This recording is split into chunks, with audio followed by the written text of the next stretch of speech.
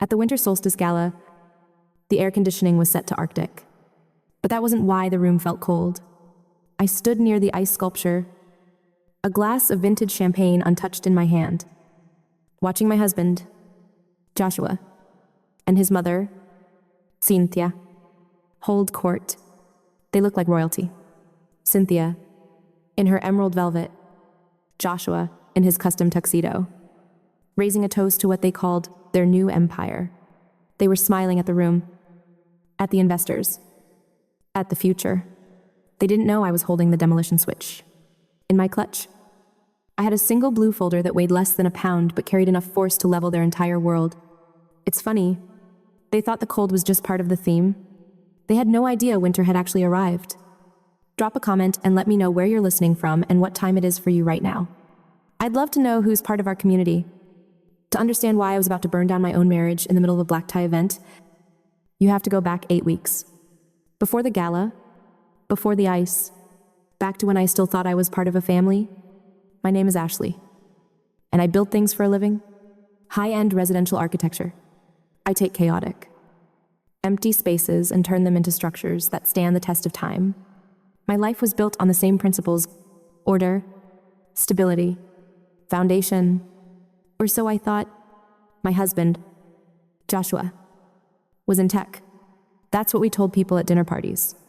In reality, Joshua was the founder of a startup that had been pre-revenue for 5 years, funded entirely by the bank of Cynthia.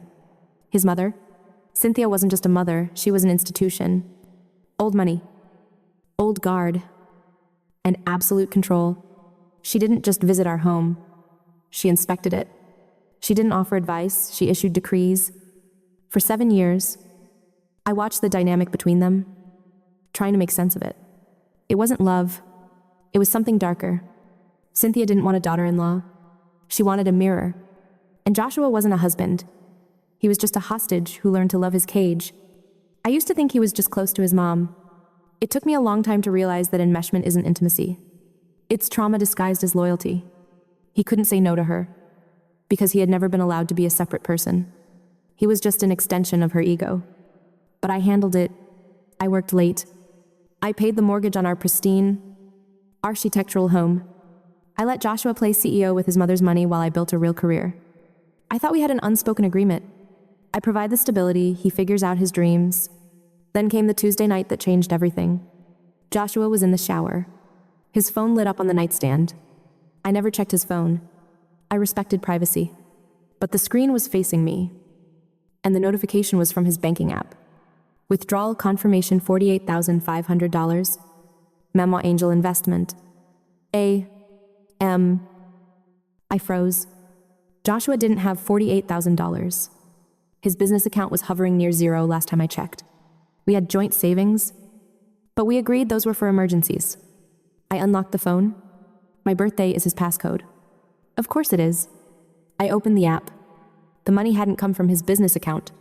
It had come from our joint savings. My savings. The money I had put away for a renovation project. Gone. Transferred to an account I didn't recognize. I didn't storm into the bathroom. I didn't scream. That's what Cynthia would do.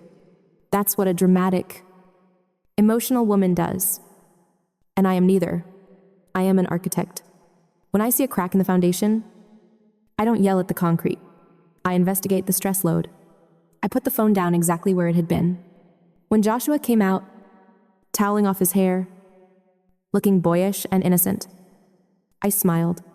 I asked him how his day was. I asked him if the startup was gaining traction. It's going great. Ash, he said, kissing my forehead. Mom thinks we're really turning a corner. We might have a new angel investor coming on board. That's wonderful, I said. Who is it? I hesitated. Just a fraction of a second. Just a private party. Someone, Mom knows. Very low profile. I watched him leave. It was fascinating. He wasn't even good at it. He was just used to me believing him. That night, I lay in bed staring at the ceiling, listening to him breathe. I realized then that I didn't know the man sleeping next to me. I knew the version of him he presented to the world. The charming entrepreneur. But the real Joshua was a stranger who could steal 50 grand from his wife and sleep like a baby.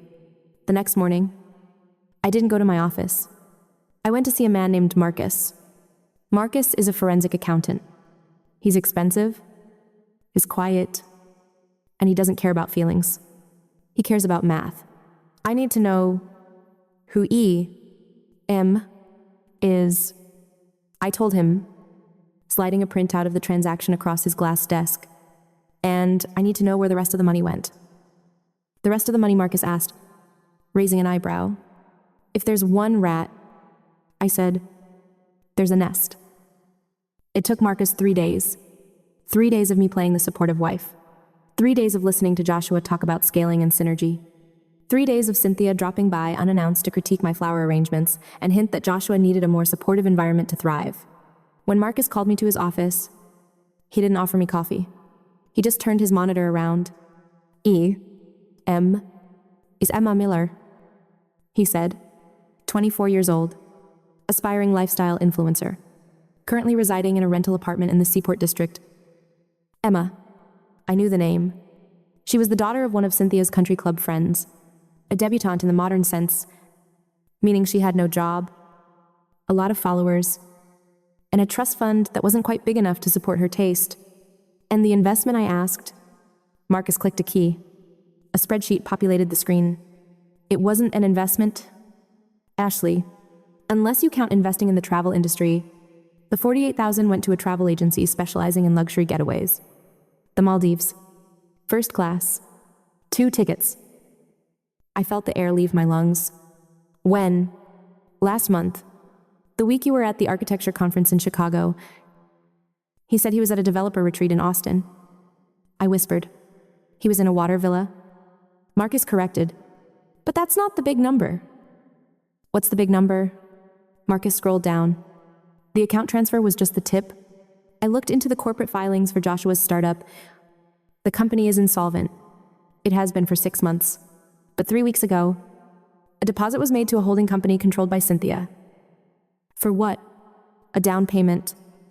Marcus said, on a property, a historic estate in the Hudson Valley, the Greystone Manor. It's pending closing. Greystone, I asked. That's the property Joshua told me he was scouting for a corporate retreat center. He said it was for the business.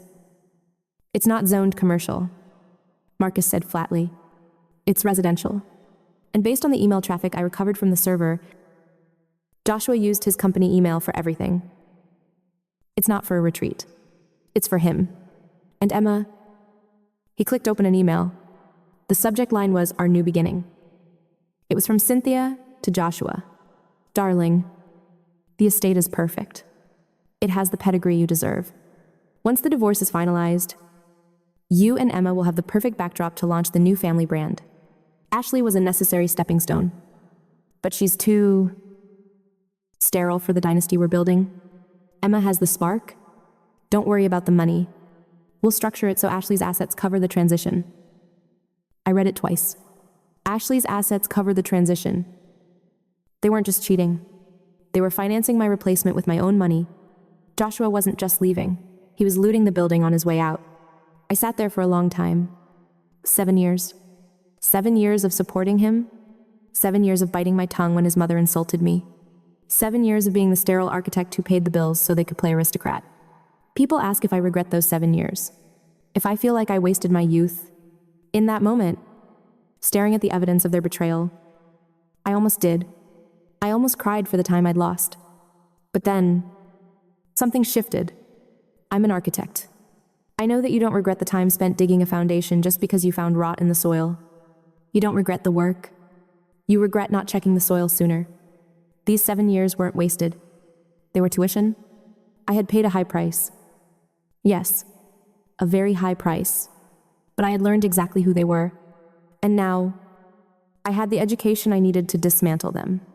Ashley, Marcus asked, "Do you want me to print this for your divorce lawyer?" I looked at the screen. I looked at the dates. The closing on Greystone Manor was scheduled for today. The deed hadn't been recorded yet.